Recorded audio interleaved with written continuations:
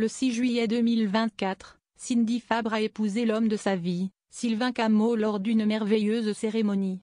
Pour en priver avec, le format original de purepeople.com, notre ancienne Miss France se replonge dans cette belle journée, qu'elle a vécue soutenue par toutes les Miss. L'année 2024 fait assurément partie des plus belles de la vie de Cindy Fabre.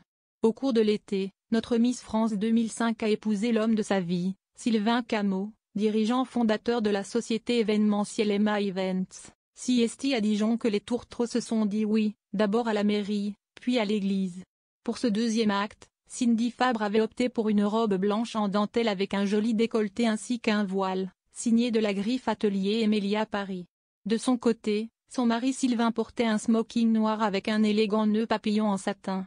Des images de ce grand moment avaient été dévoilées sur leurs réseaux sociaux. C'était une journée incroyable, se souvient-elle en privé avec le format de purepeople.com.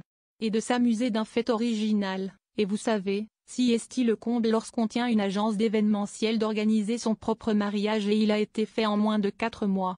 Donc ce n'était pas simple.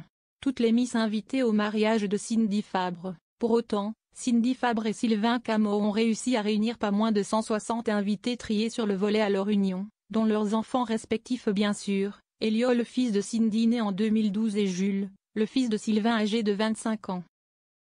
Les copines Miss de la Belle Brune, toutes générations confondues, étaient également au rendez-vous, à savoir Élodie Gossuin, venue avec Bertrand Lachery, Linda Hardy, Amandine Petit, Flora Coquerel, Clémence Bottineau ou encore Valérie Pascal. Des présences importantes et même essentielles pour Cindy Fabre comme elle nous l'a confié. Les Miss sont là dans les moments les plus importants de nos vies, et là je me suis dit, Cindy, si est ton mariage, alors je les ai toutes invitées.